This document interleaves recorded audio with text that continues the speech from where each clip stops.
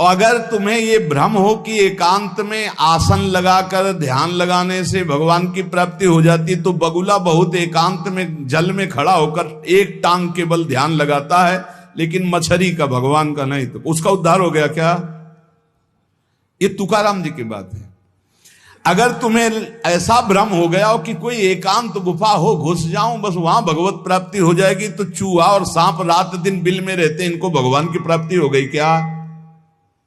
तुकाराम जी से जब प्रश्न किया गया कि क्या गृहस्थाश्रम में भगवान की प्राप्ति ऐसे हो जाएगी जो विरक्तों की हो जाएगी, बहुत ध्यान से सुनिए, सिद्ध संत है, वो कह रहे हैं कि पागल मत बनो, भगवान की प्राप्ति भगवान के भजन करने से होती, वो गृहस्थी में भी हो जाएगी। अगर तुमको लगता है कि वन में रहने से भगवान मिल जाते हैं, तो हिरन को मिल जाते, खरगोश को मिल जाते, बाघ को मिल जाते, सब ब्रह्म प्राप्त हो जाते। अगर तुमको लगता है कि एकांत में ध्यान लगाने से मिल जाते, तो बगुला जल में खड़ा होकर एक टांग केवल ध्यान लगाता है, लेकिन मछली आई गट्ट से खाया फिर शांत खड़ा है, बगुला को नहीं मिला। फिर कहते हैं कि एकांत गुफा में घुसने से भगवान मिल जाते, तो चूहा और सांप बिलई में रहते हैं रात दिन, उनको भगवान मिल जाते। तो इसलिए हम तुमसे कह रहे हैं कि ये ची चपड़ की बातें छोड़ो। तुकाराम जी कह रहे हैं घर में विट्ठल का मंदिर बना, घर को ही विट्ठल का मंदिर बनाओ, ठाकुर विराजमान करो, आप सेवक हो जाओ, बढ़िया भोग लगा के पाओ, नाम कीर्तन करो, कथा वार्ता करो, अपने कर्म को भगवान को अर्पित कर दो, भगवान की प्राप्ति हो जाएगी। बहुत सहज है गृहस्थ में भगवत प्राप्ति करना।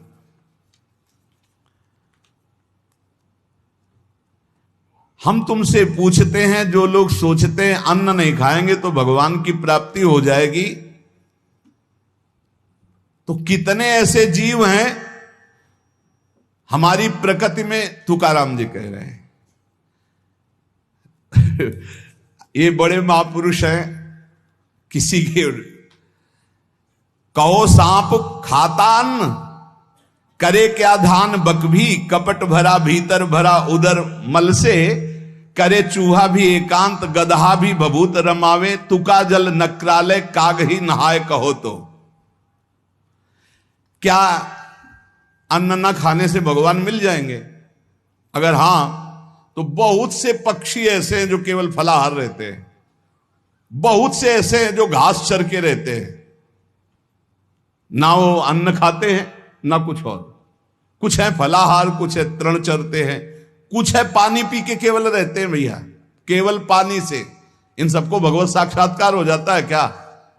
केवल पानी से रह रहे तो भगवत साक्षात्कार हो जाएगा, केवल फलाहार रहे तो उनको भगवत साक्षात्कार हो जाएगा। तुकाराम जी कहते हैं कितने हैं वायु भक्षण करते हैं, केवल वायु पी करके जीते हैं, भीतर कपट भरा है, बाहर ये सब छोड़ रहे हो, कुछ लाभ नहीं मिलना है। चूहा बिल में एकांत में रहता है, भगवत प्राप्ति हो गई। गदहा खूब धूल में ऐसे लौटता, धूल लगाने से तो क्या उसे भगवत प्राप्ति हो गई, महापुरुष है। जल में घड़ियाल रहता है, भगवत प्राप्ति हो गई। कौआ भी जाके गंगा स्नान करता है, जल स्नान, भगवत प्राप्ति हो गई। भैया जब तक भजन नहीं तब तक भगवत प्राप्ति नहीं, बाहरी क्रियाओं से। तुकाराम जी कह रहे हैं तुम्हारे हृदय में बुराई भरी हुई है और बाहर से साधु का वेश बनाए हो, तो तुम्हें भगवत प्राप्ति हो जाएगी। अरे चाहे वायु भक्षण करो, चाहे तुम ध्यान का नाटक करो, चाहे एकांतवास करो, चाहे भस्म लेपन करो, चाहे जल में खड़े हो जाओ, चाहे जितना अनुष्ठान करो, जब तक भजन नहीं करोगे भगवान का, तुम्हारी बुद्धि निर्मल होने वाली नहीं, बाहरी क्रियाओं से कोई लाभ नहीं। तुकाराम जी कह रहे हैं भक्ति मुक्ति दिलाने वाली है समस्त भव बंधनों से। रात दिन अपने प्रभु का नाम जप कर रहे, चिंतन कर रहे। एक गृहस्थ आए थे, बहुत अच्छी स्थिति, नेत्रों में नेत्र मिला के जब बात किया तो बड़ा संतोष। जब जाने लगे तो कहा 1 मिनट रुको, इसे मुख पे बड़ाई नहीं करनी चाहिए, पर आप सावधान रहना, बहुत अच्छी स्थिति, संभाल के निकल जाओ। बस उन नेत्रों से ऐसे किया, चुपचाप गंभीर मुद्रा, प्रश्न बहुत जोर का, और स्मरण में बिल्कुल तन्मयता, एक एक चेष्टा उनकी बता रही थी। बहुत बढ़िया बाजी मार ले जाओगे, कोई तुम्हें प्रणाम नहीं करेगा, कोई दान पुण्य नहीं, कोई नमस्कार नहीं, बहुत जल्दी निकल। विरक्त भाव में रात दिन भगवान के भजन में व्यतीत करो, तभी बात बनेगी। केवल इन सब बाहरी बातों का देखो इसीलिए खंडन किया तुकाराम जी ने। जो विरक्त अपनी देह को घृणित समझकर त्याग देता है, देह के राग का, बलमूत्र का भान क्या इसमें, वो महासुख को प्राप्त होता है। इससे ज्यादा प्यार करने की जरूरत नहीं है। जो इस देह से ज्यादा प्यार करते हैं वो सीधे नरक का रास्ता तय कर लेते हैं। बहुत संभल के चलने की जरूरत है। इस देह के राग को मिटाने के लिए ही तो भगवत मार्ग में चले, चाहे गृहस्थ हो चाहे विरक्त। तुम अपना स्वभाव बनाओ आत्म कल्याण के लिए। शरीर को ज्यादा सुख दोगे, ज्यादा सुख भोगोगे तो नरक का रास्ता पुष्ट कर देगा। और शरीर का त्याग भी नहीं करना है कि मतलब, क्योंकि शरीर के बिना भजन नहीं होगा, शरीर के बिना साधना नहीं होगी। तो उचित खिलाओ पिलाओ, उचित विश्राम और खूब भजन और सतमार्ग की चेष्टाओं की। इसको इतना भजन कराओ कि इसका भाव ही नष्ट हो जाए कि मैं शरीर हूं। तुकाराम जी कहते इसमें संदेह नहीं। वैराग्य की बातें करने से वैरागी नहीं हो जाता। जब सुंदर सुंदर भोग, सुंदर सुंदर रूपवान भोग शरीर के सामने उपस्थित और भोगने की इच्छा ना हो, उसका नाम वैराग्य है। बातें करने वाले वैराग्य की तो करते रहते हो, जब सामने प्रश्न आता है तो उत्तर नहीं दे पाते, अर्थात भोग आता है तो उन्हीं में लिप्त हो जाते हैं, उन्हें वैरागी नहीं कहते। इसीलिए हम कह रहे हैं कि अपने मुख से नाम नाम नाम, निरंतर नाम जप करो। यदि मुख नहीं नाम जप रहा तो ये जिह्वा टुकड़ा है मांस का, और मुख जो है मांस का एक कुंड मात्र है।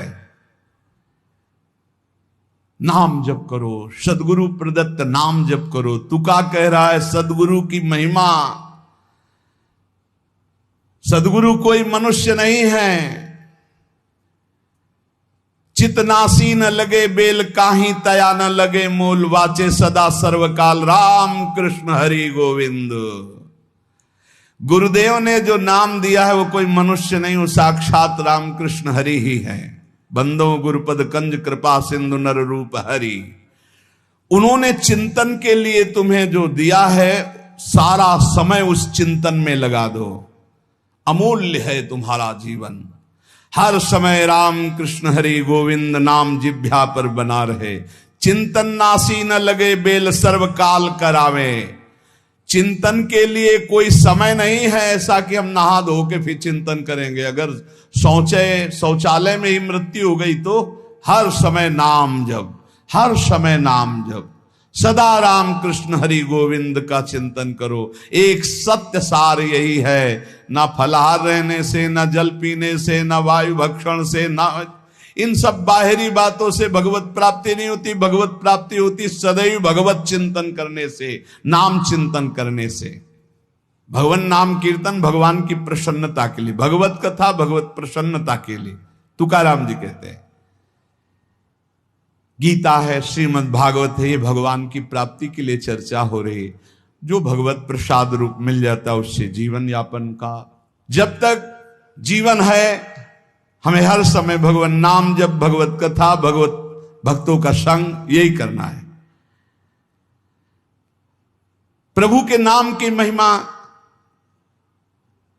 प्रभु ही समझ सकते हैं, दूसरा कोई नहीं समझ सकता। या प्रभु समझा दे, पुरुषोत्तम तो समझ पावे।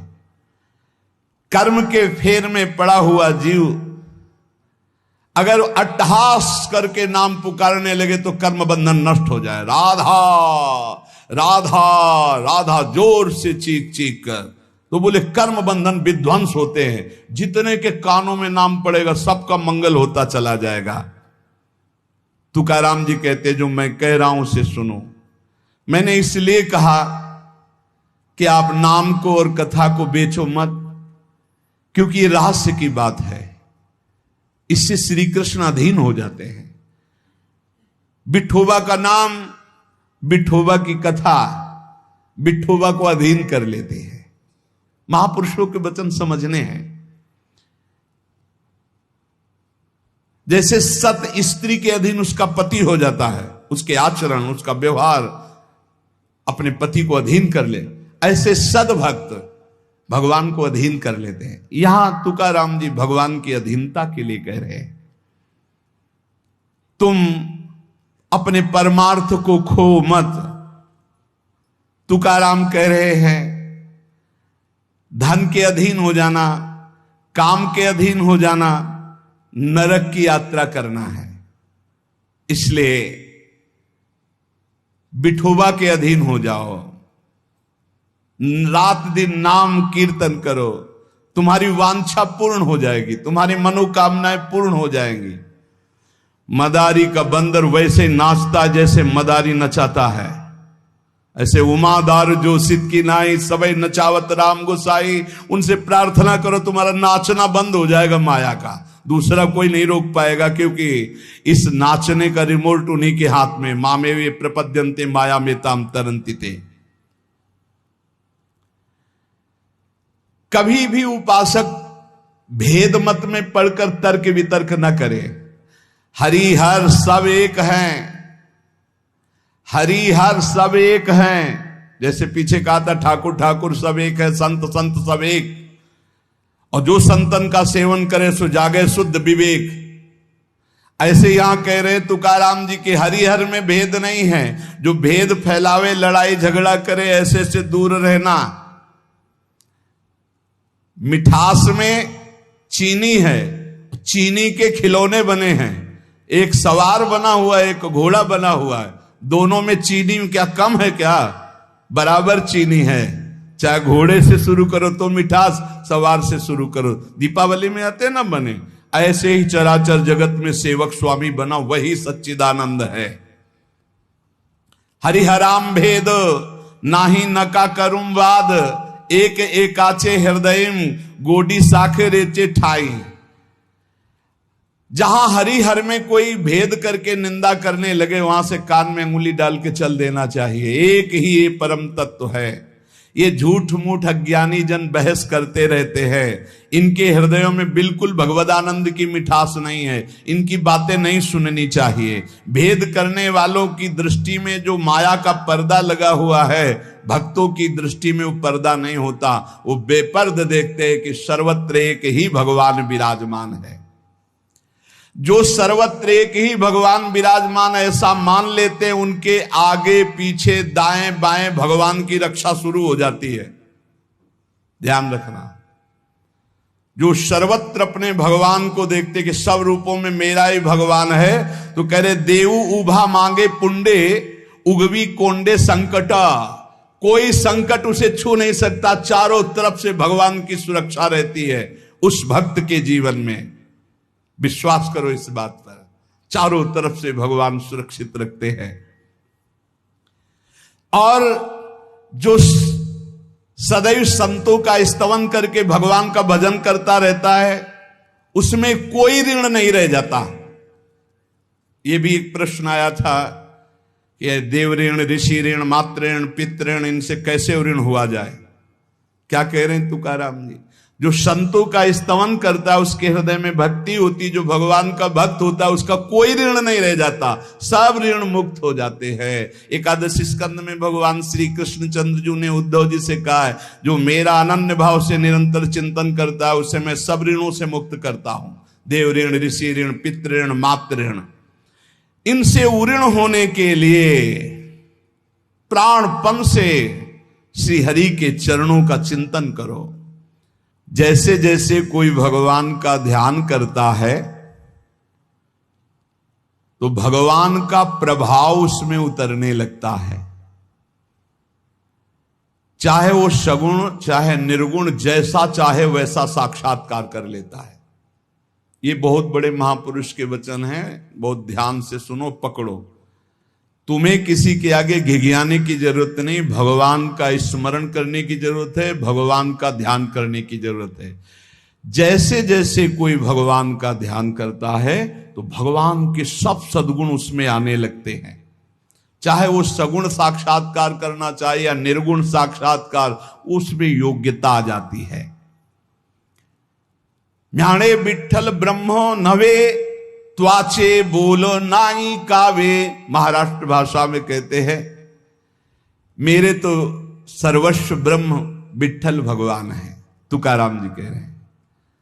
अब मुझे किसी की बात सुनने की जरूरत नहीं है कि ब्रह्म कौन है, मेरे तो विठ्ठल ब्रह्म है।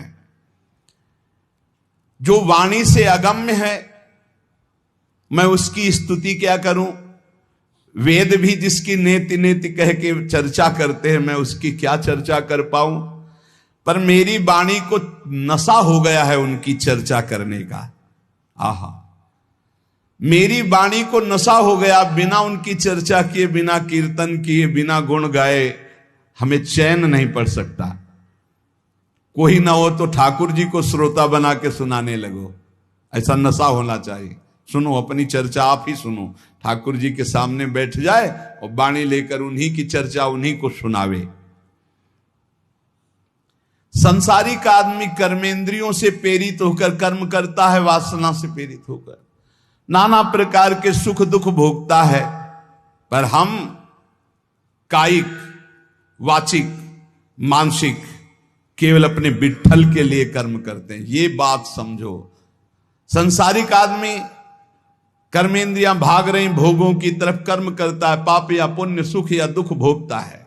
लेकिन भक्त कायिक, वाचिक, मानसिक अपने प्रभु को सामने रख करके चेष्टा करता है और उसका कोई ठौर ठिकाना प्रभु के सिवा कोई है नहीं। और प्रभु आनंद सिंधु है, वो हर समय आनंद में मस्त रहता है।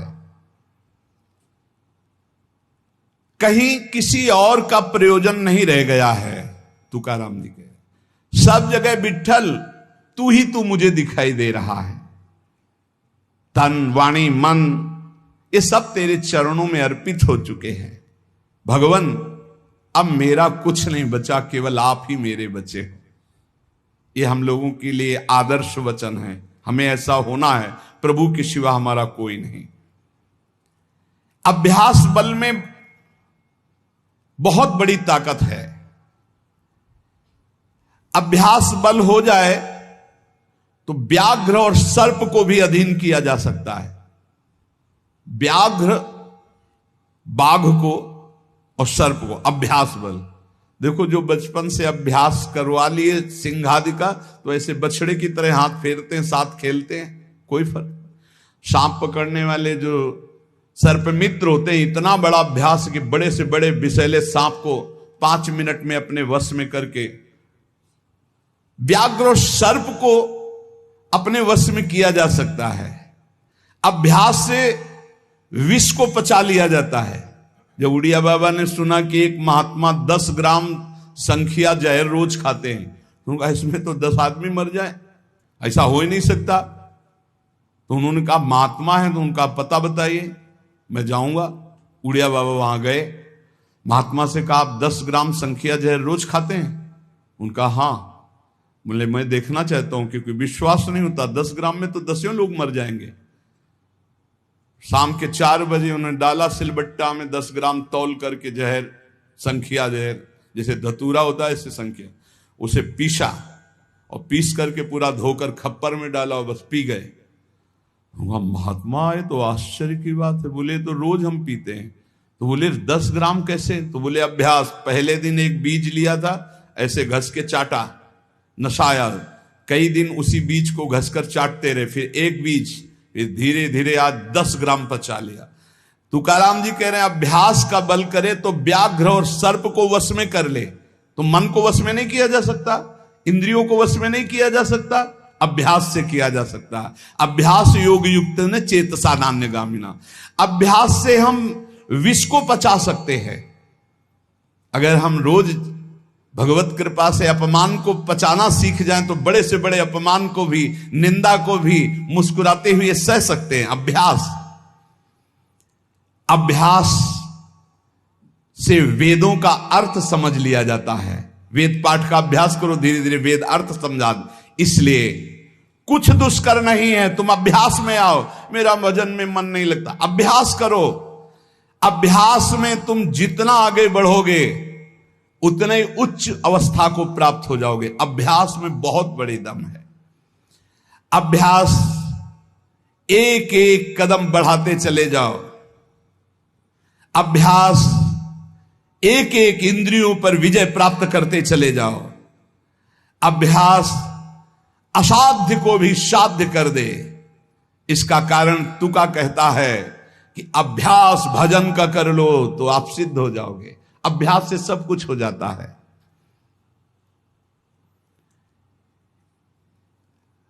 संत जब घर आते हैं तभी दशहरा और दिवाली माननी चाहिए, जो भगवत प्रेमी महात्मा है। बहुत बड़ा प्रभाव है, इसीलिए उस प्रभाव का दुरुपयोग असाधु जन कर बैठते हैं। मूर्तमान परम पवित्रता और तीर्थ चलकर आज आ रहा है, ऐसा अनुभव होता है जब संत आते हैं। आज ही दिवाली दशहरा श्री साधु संत आले घरा, तुकाराम जी के। आज ही हमारी दिवाली और दशहरा हो गया, क्योंकि भगवत प्रेमी महात्मा हमारे घर पधारे या भगवत प्रेमी महात्मा का सानिध्य मिला। साधु संत एति घरा तोची दिवाली दशहरा। हमारे लिए उत्सव है जब भगवत नाम जापक भगवत प्रेमी महात्मा आए, उनका चरणोदक लिया, उनकी वंदना की और बैठ करके उनसे हम भगवत चर्चा की। ऐसे जो भक्तजन हैं उनके संग का परिणाम क्या होता है कि भगवत साक्षात्कार के लिए छटपटाहट पैदा हो जाती है। जैसे जल से मछली को निकालो तो विकल होकर तड़पने लगती है। जीवना वेगली मासूली तुका तैसा तलमली। जैसे जीवन के लिए मछली जल के लिए तड़पने लगती है, बाहर हटा दो, ऐसे सत्संगी का जीवन तड़पने लगता है भगवान की प्राप्ति के लिए। तभी माना जाएगा सत्संग हुआ है। सत्संग का ये फल है। बड़े भाग पाइप सत्संगा, बिना प्रयास होई भवभंगा। संत आधि देवा मग। अगर एक तरफ बड़े बड़े देवता खड़े हो, एक तरफ संत खड़े हो, तो पहले आराधना किसकी करनी चाहिए? तो बोले देव सरावे परते संत पूजावे आरते। पहले संत सेवा, बाद में देव पूजा। जैसे लब्ध्वा जन्म मर प्रार्थ्यम मानुष्यम, ये मनुष्य जन्म जो प्राप्त हुआ है इसकी सार्थकता भगवत प्राप्ति है। ये देव आराधन से नहीं होगी, ये संत आराधन से होगी, जो भगवत प्रेमी महात्मा है। नरदेह का ऐसा ऊंचा स्थान है कि इससे ब्रह्म सायुज्य प्राप्त कर सकते हो, जो अत्यंत कठिन है। नरदेह की स्तुति बड़े बड़े देवता करते हैं, इसलिए तुम्हें वही नरदेह प्राप्त हो गया है। तुकाराम जी कह रहे हैं तुम सच्चिदानंद पदवी को प्राप्त करने के लिए सच्चिदानंद में डूबे हुए किसी संत महात्मा के मिलन की आकांक्षा करो। भगवान से प्रार्थना करो कि मुझे अपने प्रेमी संत का सानिध्य दे दो। उनकी कृपा दृष्टि से आपका मार्ग खुल जाएगा सायुज्य मोक्ष का। इस लोक को देखो, लोगों की क्या दुर्दशा है। देह मिलने पर भी क्या धन्य हो रहे हैं क्या? नहीं। तो जो विट्ठल के दास हुए वही धन्य हुए। जो विट्ठल विट्ठल ऐसे कहते आयु व्यतीत कर रहे हैं, वही सच्चिदानंद पदवी को प्राप्त होते हैं। तुका कहता है मानव जीवन में तू भजन कर ले, बिना भजन के कुछ सार्थक नहीं जीवन। देखो ना भगवान कितना प्यार करते हैं। रीछ बानर कौन सी पवित्रता धारण करते हैं, लेकिन भगवान वृक्ष के नीचे बैठे और ऊपर डाल पे। प्रभु तरुतर कप डार पर ते किए आप समान। ग्वाल बाल अपने मुख की छाछ भगवान के मुख में डाल रहे सखा मंडली। देखो ना प्रेम हमारे विट्ठल का। तुकाराम जी कह रहे गोलियांची ताकि पिरे कोड़ पोरे चांगली। ग्वालों के मुख की छाछ पी रहे, तभी तो ब्रह्मा जी को मोह हो गया। ये भगवत प्राप्ति कोई कठिन नहीं, बस चौपड़ का खेल समझ लो। चूक गए तो गोटी मारी जाएगी, गोटी मारना भवबंधन में फंस जाना, गोटी निकाल ले गए जीवन मुक्त हो गए। चौपर का खेल। सारी जी मरी झूठी बाती सारी, बद्ध मुक्त वारी बातकारी। कोई जीवन मुक्त होना कठिन नहीं है। लूडो का खेल, चूक गए तुम्हारी गोटी मार दी गई, और सावधानी से अपने अंक को गिनकर गोटी को बचाते हुए निकल गए, जीत गए, जीवन मुक्त हो गए। ने गोटी मार दी जाएगी, खेल है एक ये। सारी वही गोटी, सारी मारी गई, सब झूठा हो गया, खेल बेकार हो गया, हार गए। और सारी मारी नहीं गई, निकल गए तुम तो मुक्त हो गए। खेल रखा है भगवान ने। तुकाराम जी से पूछा गया, क्या गृहस्थाश्रम में जैसे विरक्त को भगवान मिल जाते हैं ऐसे मिल जाएंगे? तो उन्होंने कहा, पागल बनने की जरूरत नहीं है। ये बात दिमाग में बैठालने की जरूरत नहीं कि बन बन भागने से ही भगवान मिलते हैं। अपने लोगों के भाग्य में ये मार्ग लिखा था, पर हम आज भी अनुभव करके यही कहते हैं। जो आज दुर्दशा देख रहे हैं, उस दुर्दशा से हम कह रहे हैं कि घर में रहकर धर्म पूर्वक आचरण करते हुए भजन करने से बहुत लाभ मिलेगा। विरक्त मार्ग बहुत ही मतलब आग पे चलने का मार्ग है, खिलवाड़ नहीं है। आप ये समझ लो, खिलवाड़ नहीं। सफीपुर एक गंगा किनारे स्थान है, तो वयोवृद्ध महात्मा सन्यासी रहते थे। तो उनके घर के कुछ लोग गुड़ और ये सामग्री लेके गए, तो उनका गंगा जी में डाल दो या किसी और को दे देना। नहीं, मुझे आपका एक भी अन्न का टुकड़ा नहीं, मैं विरक्त हूं, आपका सेवन नहीं कर सकता। और आप यहां से कुछ एक भी टुकड़ा लेने की सोचना मत। आप ऐसे खरे स्वभाव वाले संतों को देखा कि अपने विरक्त मार्ग के पंथ के जो नियम हैं वो बड़े कट्टर भाव से निर्वाह करने वाले। आज समझे में नहीं आता, हमसे चूक हो जाती है। तो जो हमें विरक्त मार्ग से चलकर लाभ मिलना था वो नहीं मिल पाता। श्री तुकाराम जी कह रहे हैं, वन में यदि भगवान होते तो हिरण को भगवान मिल जाते। तुकाराम जी की वाणी है। खरगोश को मिल जाते, बाघ को मिल जाते, ये सब भगवत प्राप्त हो जाते। देखो, जब आनंद मिलेगा तब मन पंगु हो जाएगा। जैसे भौरे में बहुत बड़ी ताकत है कि चाहे जितना मजबूत काठ हो, वो बड़े मौज से खेलते खेलते उसमें छेद कर देगा। जब कमल की पराग वृत्ति में वो पहुंचता है तो थोड़ा सा भी पराग को धक्का न लगे, शांत होकर बैठ जाता है। चाहे जीवन खोना पड़े, वो कमल की पंखुड़ी को नहीं काटता। ऐसे उदाहरण दे रहे, ऐसे ही तुम्हारा मन तब तक उद्दंडता करता रहेगा जब तक भगवत सुख नहीं मिलेगा। और जिस दिन इसे आनंद मिला, भगवद आनंद, ये बैठ जाएगा, इसका अस्तित्व खत्म हो जाएगा। ये बैठ जाए। निज सुख बिन मन होई कि थीरा, बिना आत्मानंद का अनुभव मिले मन स्थिर नहीं होगा, शांत नहीं होगा, विश्राम नहीं पाएगा। भौरे का दृष्टांत देकर के मन को समझा रहे कि मन भौरा है, भटक रहा है विविध भोगों में, बड़ा मजबूत है, बलशाली है, लेकिन ये तभी निर्बल बनेगा जैसे भौरा कमल में आ जाता है तो वहां अपना बल खो देता है। ऐसे ही श्री हरि चरणारविंद, हरि नाम, भगवद आश्रय, भगवत भक्ति, इसी में मन आनंद को प्राप्त होगा। तो आपको कहीं भागने की जरूरत नहीं। आपने सुना कि जंगल में भागने से क्या होगा, जल पीने से क्या होगा, फलाहार रहने से क्या। शांति से अपने घर को ठाकुर जी का मंदिर मान लो, खूब नाम कीर्तन करो, भगवत चर्चा करो, भगवान का सुमिरन करते हुए जीवन व्यतीत करो। इधर भी सुखी, परलोक में भी सुखी। किसी से आशीर्वाद मांगने की जरूरत नहीं, दौड़ने भागने की जरूरत नहीं, हाहाकार मचाने की जरूरत। ये बहुत आनंद का जीवन है मानव दे।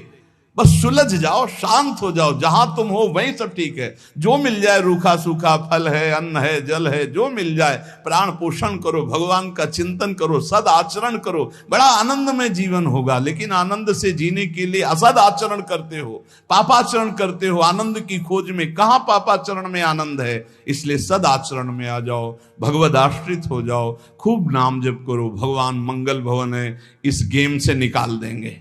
बहुत बड़ा एक गेम है, बहुत बड़ा गेम है। जीतते जीतते हार जाओ, हारते हारते जीत जाओ।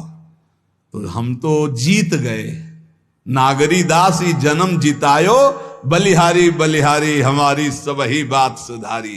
कृपा करी श्री कुंज बिहारी, अर्षि कुंज बिहारी हमारी सबही बात सुधारी। लाखों अपने वृंदावन में, बस खास बात बल गई। नहीं, आप क्या समझते हो? हाहाकार मचा हुआ, तांडव मचा हुआ माया का। ये तो धाम है, इसके प्रभाव से आप बिल्कुल शांत आनंदमय हो। धूल भरी आंधी दूर से निकल रही। नहीं तो आप संसार में देखो, सतोगुण रजोगुण तमोगुण 3 गुण है। सतोगुण तो कहीं कहीं नहीं, रजो और तमो की तांडव वृत्ति मची हुई है। जहां कहीं भगवत चर्चा, भगवत नाम कीर्तन, भगवत गुण, बहुत विक्षेप माया डालती है। इसलिए खूब नाम जप करो, इसी जन्म में भगवत प्राप्ति कर लो, दोबारा इस कलयुग में जन्म ना हो। पक्का ऐसा भजन करो कि आगे अब देखते जाओ। अरे भाई, बड़ा आश्चर्यमय समय, बड़ा आश्चर्यमय समय है। अभी तो कुछ है नहीं, अभी तो बबुआ है कलयुग, घुटने के बल चल रहा है। थोड़ा खड़ा होने दो, फिर ताल ठोकने दो। 4,32,000, अभी तो 32,000 नहीं पूरे हुए, थोड़ा 1,00,000 1,50,000 लाख पूरे होने दो, फिर इसका है, उसका अपना राज्य है। इसलिए कलयुग के दोषों से बचने के लिए, माया के प्रभाव से मुक्त होने के लिए, समस्त दुखों का नाश करने के लिए समर्थ है भगवान नाम। खूब नाम जप करो, नाम कीर्तन करो, भगवत चर्चा करो। इसके सिवा